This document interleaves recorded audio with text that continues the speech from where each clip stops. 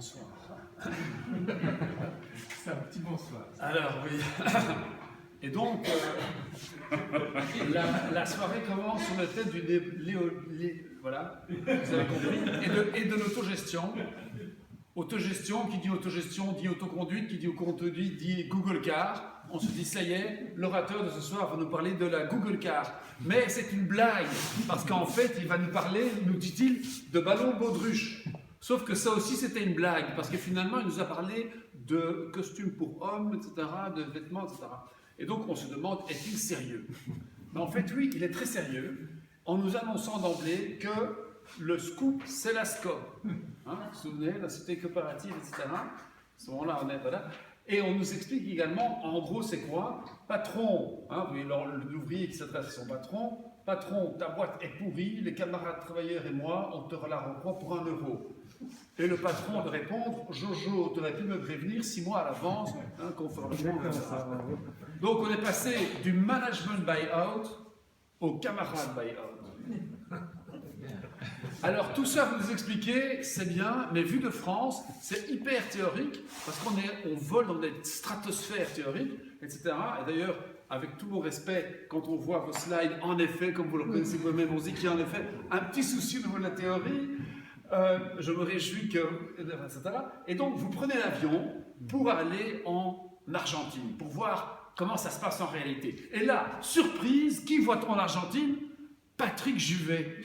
Vous vous souvenez de Patrick Juvet?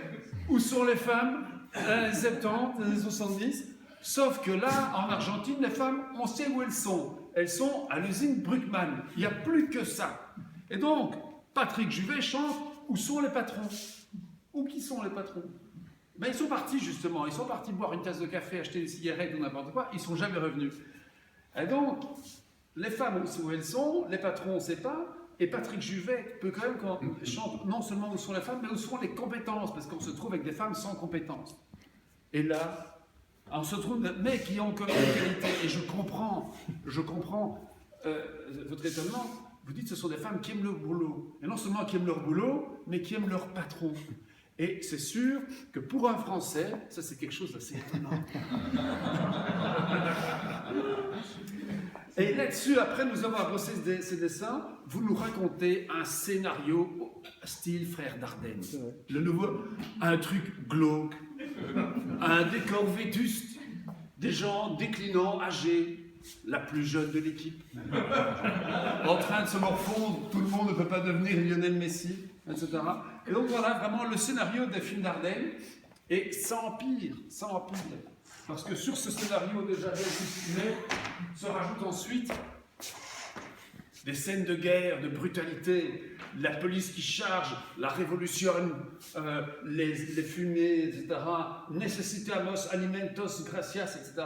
Occupy Buenos Aires, Occupy Wall Street n'a rien inventé. Et tout ça à cause de ces fameuses trotskistes.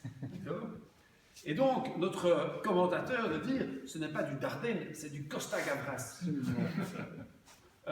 Et non seulement, c'est pas seulement du Costa Gavras, c'est même un drame domestique que vous nous racontez à un moment donné. Hein? Chou, je vais voir mon lover. Et le mari de répondre, ah ça va, je croyais que tu allais à la SCOP.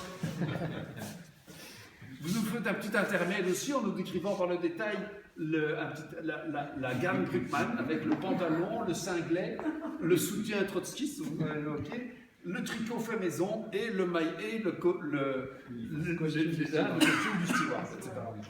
Et donc on en est au drame familial, mais on sent que ça commence à glisser sur une pente dangereuse. Hein? Vous commencez à parler des trucs de l'identité masculine, etc. On se dit à un moment donné, ça va virer au film érotique. Non seulement, et en plus de ça, vous concluez votre débat en disant arrêtez de déconner avec vos délires de démocratie en entreprise, chassez le capitalisme, il revient au galop. La démocratie en entreprise, c'est juste un truc de bobo. Désolé Laurent.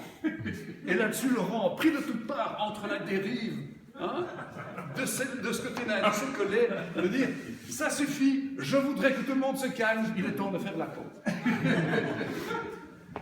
Et c'est ainsi que s'est conclu votre brillant exposé de ce soir. Je n'ai pas repris les amples débats qui nous ont du